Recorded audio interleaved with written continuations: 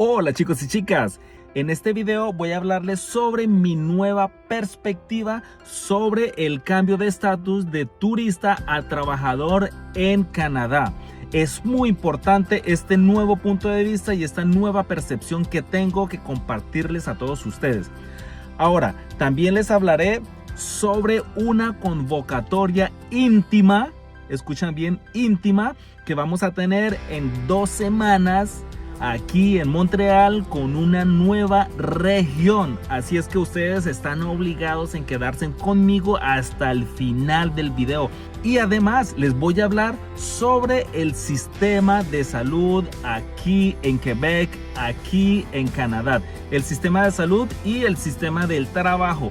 Pero esta vez les voy a hablar desde una perspectiva personal porque yo he tenido un accidente de trabajo hace 3 semanas. Entonces yo les voy a explicar cómo se está pasando todo esto y les voy a explicar si el servicio de salud aquí en Quebec es bueno o no, porque hay muchos fantasmas por ahí que hablan una cosa y hablan otra, pero yo vengo esta vez es con mi propia experiencia y además cómo funciona el sistema con lo de los seguros de trabajo aquí en Quebec. Así es que quédense conmigo hasta el final del video, no se lo pueden perder. Sin más preámbulos, ¡vamos! Bueno, vamos a empezar con mi perspectiva sobre el cambio de estatus de turista a trabajador. Entonces yo vengo hoy con una nueva perspectiva porque es lo que estoy viendo y como adulto responsable y como líder aquí en mi canal William Romero Sin Fronteras, yo estoy obligado en compartirles este tipo de información porque es que yo estoy aquí viviendo toda esta situación. Yo estoy aquí encontrando a muchas personas que están en esa situación. Y yo estoy visitando muchas ferias de empleo. Ahora, yo lo que les voy a decir en esta oportunidad es que cambiar de estatus de turista a trabajador, eso no es fácil. Y yo tengo la impresión que cada vez se está complicando aún más. Ojo con lo que yo acabo de decir. No estoy diciendo que es imposible, no estoy destruyéndole los sueños a nadie, yo simplemente estoy aquí poniendo información sobre la mesa como siempre lo hago para que ustedes la analicen desde su punto de vista y desde su realidad. Yo les voy a poner como ejemplo la última feria de empleo a la que yo asistí, que fue este fin de semana que acaba de terminar, exactamente en Granby. Granby es una ciudad pequeña en la provincia de Quebec. Está a 1 hora aproximadamente de Montreal. Es relativamente cerca. Entonces pónganme atención. Yo les voy a decir lo que me sucedió allá. Porque es que cuando yo voy a esas ferias de empleo, yo no voy desde una perspectiva de encontrar un empleo para mí. Las empresas que están allá exponiendo su empresa, sus puestos de trabajo, sus posibilidades, sus oportunidades, ellos esperan que una persona llegue allá es a ofrecerse como trabajador o como empleado. Pero yo voy en una perspectiva diferente y me explico. Yo voy directamente a ver a las personas responsables y digo, bueno, aquí está la persona que se encarga de recursos humanos. Y en la mayoría del tiempo siempre hay un representante de recursos humanos cuando hay estas ferias de empleo. Entonces yo me dirijo directamente a esta persona y le digo, mira, yo soy un creador de contenido, yo ayudo a las personas con información sobre cómo venir a Canadá, sobre cómo integrarse, sobre cómo encontrar trabajo, sobre cómo aplicar para cambiar de estatus. Bueno, yo les doy todo ese tipo de información a las personas y actualmente tengo un grupo de personas muy interesante que está disponible a trabajar y les digo lo siguiente, porque yo, cuando yo voy a esta feria de empleo, primero yo entro por la puerta de los demandantes de asilo y refugiados, que ellos tienen permiso de trabajo abierto. Entonces yo les digo, mira, yo estoy con un grupo de personas dispuestas a trabajar, con ganas de aprender, con ganas de avanzar, que tienen permiso de trabajo y toda la documentación en regla. Y sosténganse fuerte, chicos, porque lo que les voy a decir me parece increíble. que la mayoría de esas empresas, digo la mayoría, estoy hablando en un 98% de las empresas, me dicen, pero en realidad ahorita no estamos contratando mucho porque ya contratamos y además la producción ya está disminuyendo y en este momento no necesitamos necesariamente personal. Ojo, estoy hablando casi un 98% de las empresas que me dan esta respuesta en una feria de empleo. Entonces yo, como voy desde otra perspectiva, yo les digo, bueno, pero si ustedes no necesitan personal, entonces ¿ustedes qué están haciendo acá? Y yo voy con mi actitud, con esa misma actitud con la que les estoy hablando.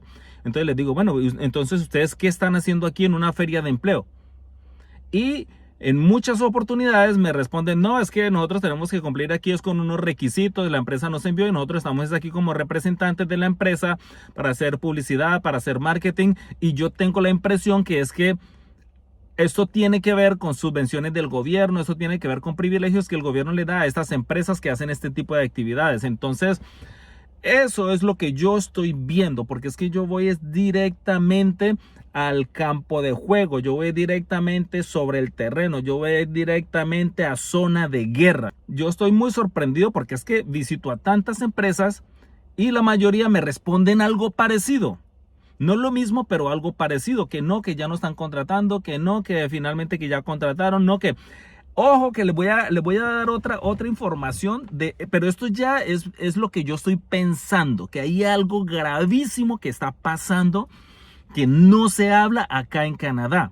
Y me parece muy extraño. Y yo veo como una conexión de esto que yo les voy a compartir. Y es lo siguiente. En Estados Unidos se habla de crisis económica.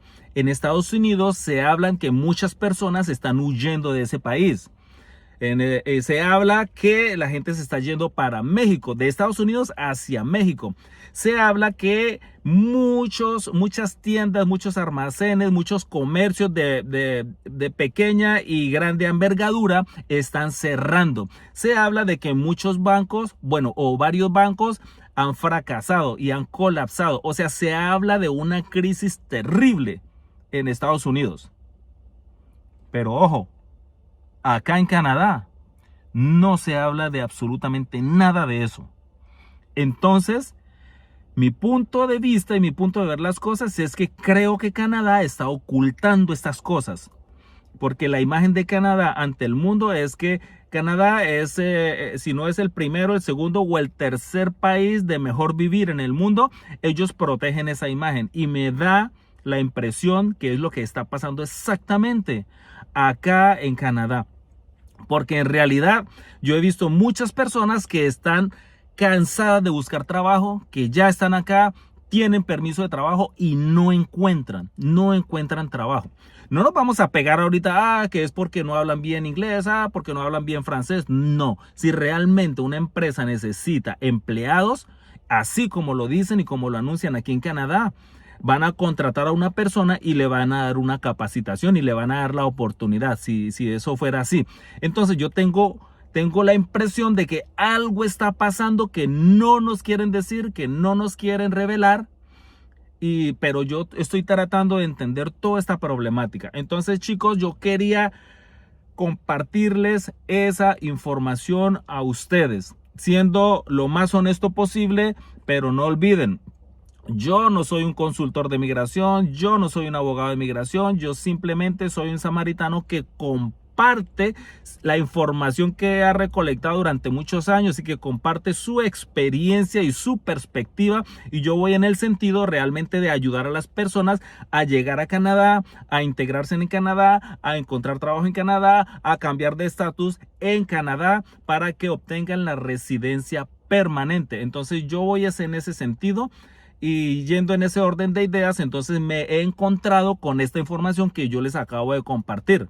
Porque esto me está dando vueltas en la cabeza y yo trato de entender por qué muchas personas están sufriendo tanto acá en Canadá cuando vienen como turistas. Específico como turistas porque es que las personas que vienen como demandando asilo o refugio, entonces ellos tienen un apoyo del gobierno, entonces es menos complicado para estas personas porque tienen un apoyo financiero del gobierno y tienen un permiso de trabajo. Si no trabajan, si no utilizan el permiso de trabajo porque no encontraron trabajo, tienen por lo menos los apoyos del gobierno.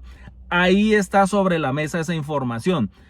Difícil cambiar de estatus de turista a trabajador.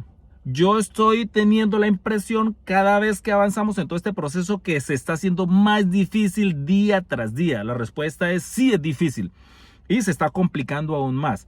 Ahora, no estoy diciendo que no es legal, no estoy diciendo que es imposible, no estoy diciendo que tú no lo puedes hacer. No, cuando uno quiere hacer algo en la vida, uno lo hace.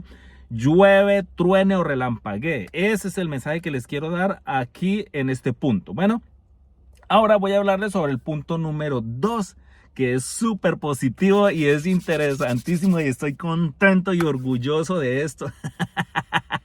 Es que me contacta una región de Quebec y me dice: William, necesitamos tu ayuda. Queremos hacer una convocatoria en nuestra región. Eso ni siquiera es público por ahora. Y necesitamos tu ayuda. Sabemos lo que tú haces, pues porque por medio de otra región me supieron qué es lo que yo hago. Y necesitamos que tú nos ayudes, nos colabores en esta convocatoria, porque necesitamos personas, muchas personas que tengan... No, espera, me explico mejor. Están buscando personas demandantes de asilo o refugiados con o sin permiso de trabajo. ¿Escucharon bien? Con o sin permiso de trabajo. Pero estamos hablando de refugiados y demandantes de asilo. Entonces, esa convocatoria va a ser súper íntima en 2 semanas aquí en Montreal. Así es que, chicos y chicas, si esta convocatoria íntima, persona a persona, directamente con personas de migración de una región, entonces ustedes tienen que seguirme en Instagram, ¿ok? Aquí les dejo mi Instagram para que ustedes vayan y me sigan en Instagram, porque voy a dar los detalles de esa convocatoria íntima por Instagram, ¿ok?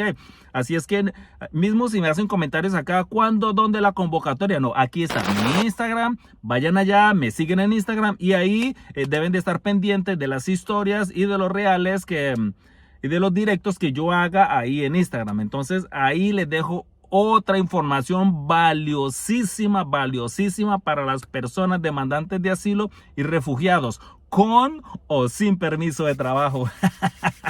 ¡Wow! Increíble, estoy súper contento y orgulloso de lo que yo hago, porque esto va avanzando y esto se va mejorando de una manera increíble y wow, muy orgulloso, muy contento. Yo sé que es un trabajo de equipo, yo hago una parte acá, pero ustedes también me están apoyando, porque los suscriptores, las personas que se están suscribiendo a mi canal son recurrentes, entonces estamos creciendo. Si tú no estás suscrito a mi canal, es el momento de suscribirte. Déjenme en una manito para arriba, la campanita de notificaciones. Suscríbase, verdaderamente suscríbanse, porque es que así vamos a colaborar. Esto es un trabajo de equipo, esto es un trabajo de familia. Yo ya estoy acá, yo les envío la cuerda a ustedes para que ustedes logren llegar a Canadá y cuando lleguen acá pues tengan todas las herramientas necesarias para que tengan éxito. Y ahora, si tú eres de las personas que quieres comunicarte conmigo, aquí abajo en la caja de comentarios les dejo un enlace donde ustedes pueden entrar directamente en contacto conmigo por WhatsApp, ¿ok? Bueno, voy a pasar al tercer punto. Este punto es un punto especial, pero no menos importante. Voy a hablar del sistema de salud y del sistema de trabajo y cómo funciona toda esa sincronización cuando una persona está trabajando y tiene un accidente de trabajo, y cómo el sistema económico de Canadá viene a aportar también su grano de arena, viene a colaborar y viene a ayudar a la persona damnificada, digámoslo así. Entonces les cuento, yo tuve un accidente de trabajo hace 3 semanas. ¿Cómo sucedió eso? Bueno, les voy a rápidamente, para no entrar tanto en detalles de este calibre. Yo soy supervisor de producción en una empresa, entonces hay varias máquinas que funcionan ahí en la empresa y una de las máquinas más grandes estaba prendiéndose en fuego. Entonces yo tuve que correr rápidamente y le apagué de urgencia a la máquina y me aseguré que todas las personas alrededor y que todas las personas, los operadores, estuvieran en seguridad. Entonces, bueno, todo el mundo, ya pongo todas las cuestiones de seguridad. Entonces ya cuando voy a tomar acción, yo necesito más o menos unas 3 personas para poderme ayudar a hacer una acción, que es entrar adentro de la máquina, ya habiendo asegurado la máquina con los candados, todo sin corriente, todo bien arreglado con candados en todas partes, pues para hacer las cosas con seguridad. Entonces entro a la máquina, porque es una máquina muy grande, con otra persona, y tenemos que darle vuelta a unas especies de cuchillas de metal. Pero no son cuchillas cortantes así como se lo están imaginando, son gruesas así.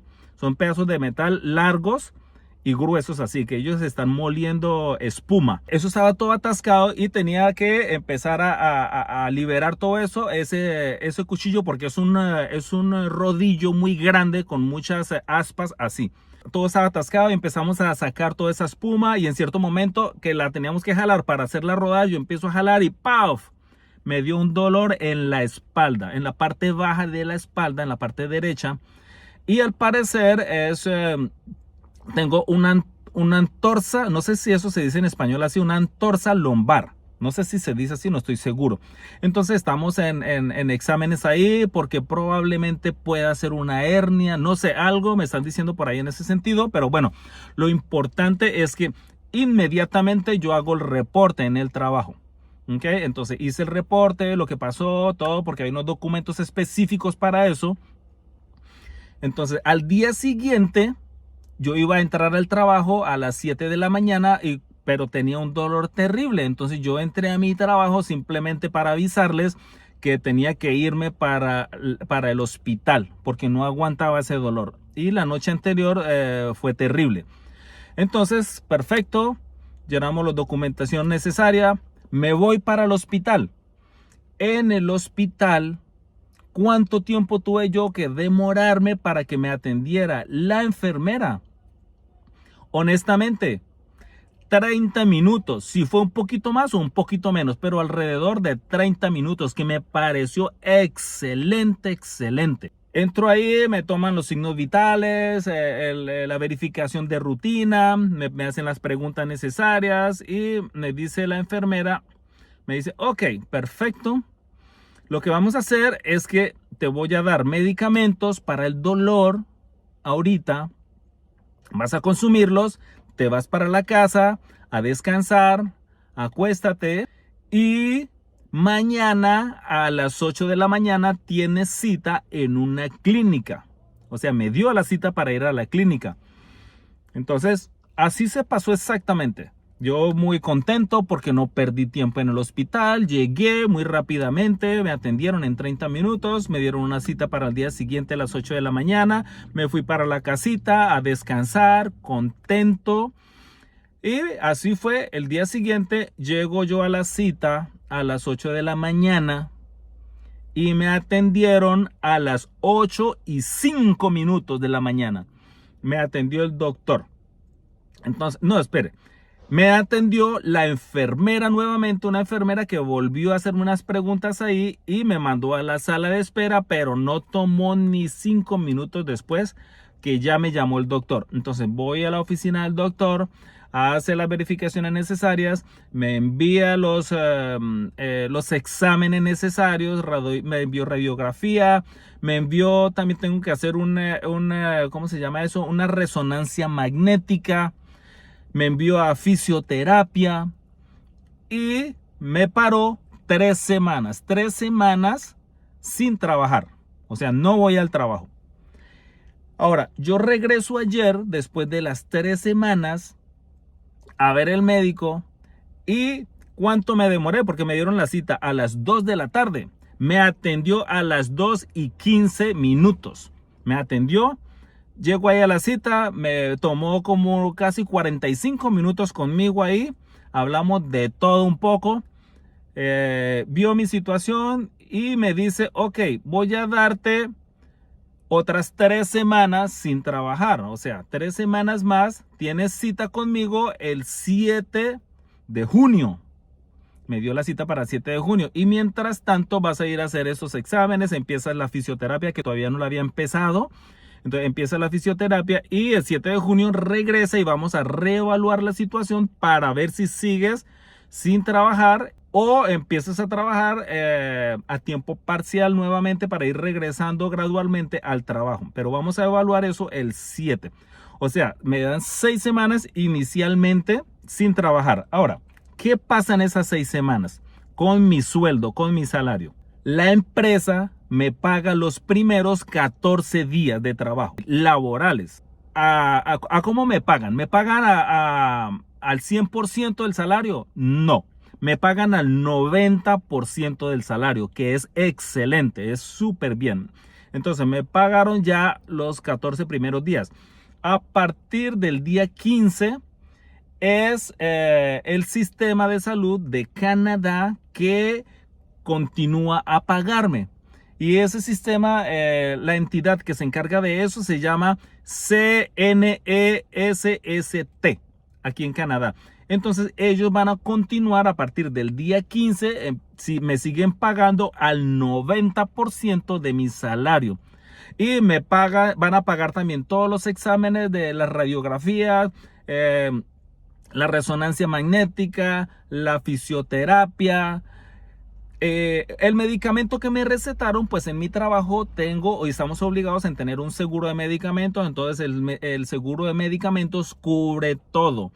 O sea, yo acabo de compartirles aquí una anécdota, acabo de compartirles aquí información valiosa, acabo de compartirles sobre todo en este último segmento que les estoy hablando del sistema de salud de Canadá.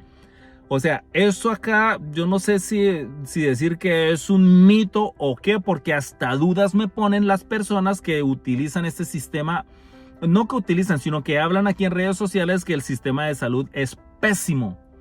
Pero déjenme decirles que yo llevo 23 años acá en Quebec y jamás he tenido problemas o que quejarme del sistema de salud aquí en Canadá. Hace como unos 15 años yo tuve una operación en la rodilla izquierda y fue exactamente lo mismo. Yo pedí una cita porque eso fue por un partido de fútbol que me lesioné. Pido una cita en el hospital, inmediatamente me mandaron a hacer también una resonancia magnética para verificar si tenía que hacer operación. Entonces sí, efectivamente, ligamentos cruzados exteriores cortados, reventados. Entonces me dijeron, hay 2 opciones, o te los cortamos o te hacemos una operación. Bueno, yo ya casi no entendí esas cuestiones, pero yo me opté por la operación en ese momento. Y me dijeron, ok, para esta operación sí se va a tomar más o menos unos 2 meses. Tienes que esperar que te demos una cita por ahí en 2 meses. Y efectivamente en 2 meses tuve la cita una semana después. Me operaron, ni visto ni conocido. O sea, yo no tengo nada que quejarme del sistema de salud acá en Canadá. Ahora, yo duré casado 15 años acá con una chica quebequense, la madre de mis 2 hijos. Entonces, cuando necesitamos el sistema de salud para lo del parto, para lo de todo el seguimiento de su embarazo, antes y después, nada que decir, todo a la perfección, no tengo nada que decir. Entonces yo les comparto mi perspectiva, les comparto lo que yo vivo acá realmente. Yo no estoy aquí diciendo lo que tiene que ser políticamente correcto, no, yo les estoy compartiendo es la vivencia real, tal y como es, que he tenido yo acá en Canadá. Entonces, chicos y chicas, no siendo más, los dejo ahí con toda esa información sobre la mesa para que ustedes analicen, para que ustedes piensen, para que ustedes tengan en cuenta al momento de viajar a Canadá o al momento de escoger a Canadá como país para ir a reinventarse. Entonces, chicos y chicas, aquí su servidor William Romero se despide con un abrazo gigantesco, con muchas bendiciones para todos ustedes y deseándoles realmente la realización de sus sueños. Vamos pa'lante. Chao. Chao.